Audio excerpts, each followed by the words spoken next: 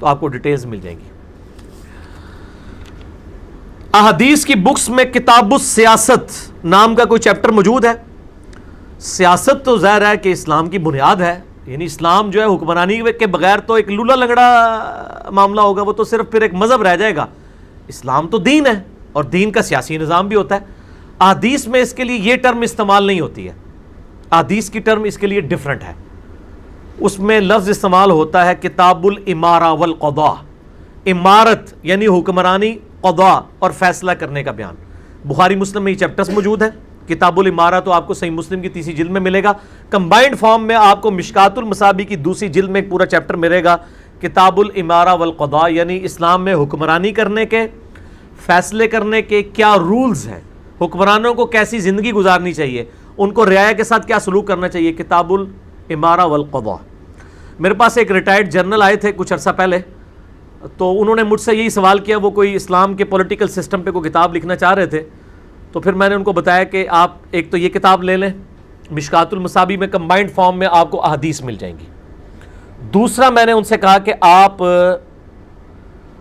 خلافت و ملوکیت مولانا مودودی رحمہ اللہ تعالیٰ کی کتاب ہے، وہ بیسیکلی پولیٹیکل سسٹم آف اسلام کے اوپر کتاب ہے. اور تیسری کتاب بھی مولانا مودودی کی ہے، الجہاد فی الاسلام.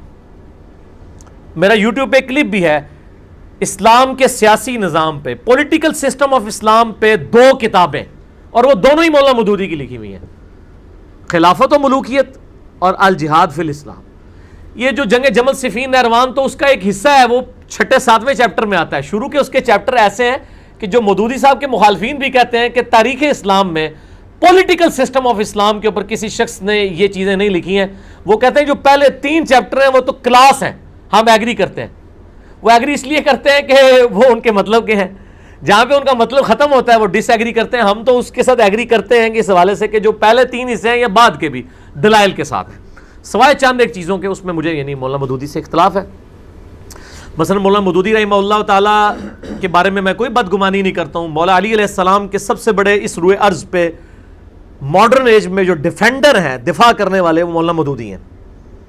لیکن اس کتاب میں انہوں نے سیدنا علی کے بارے میں یہ کہا کہ حضرت علی کی زندگی میں 2 کام ایسے ہوئے ہیں جو میں یہ سمجھتا ہوں کہ ان کو نہیں کرنے چاہیے تھے. ایک، انہوں نے قاتلین عثمان کو سزا نہیں دی ہے، اور دوسرا انہوں نے کہا کہ جو قاتلین عثمان تھے ان کو عہدوں پر فائز کیا ہے.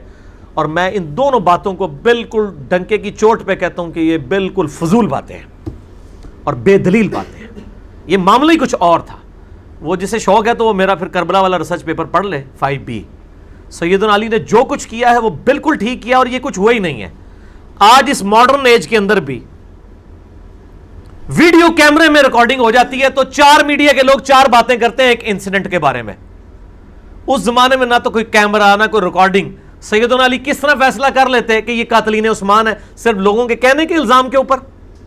سیدنا علی کے پیچھے نبی علیہ السلام کھڑے ہیں، اور میں نے ساری احادیثیں بتائی ہیں کہ نبی علیہ السلام نے ایک ایک جنگ کے اوپر مہر لگائی ہے کہ جنگ جمل، صفین، نہروان، ایک ایک مسئلے میں مولا علی حق پر ہوں گے.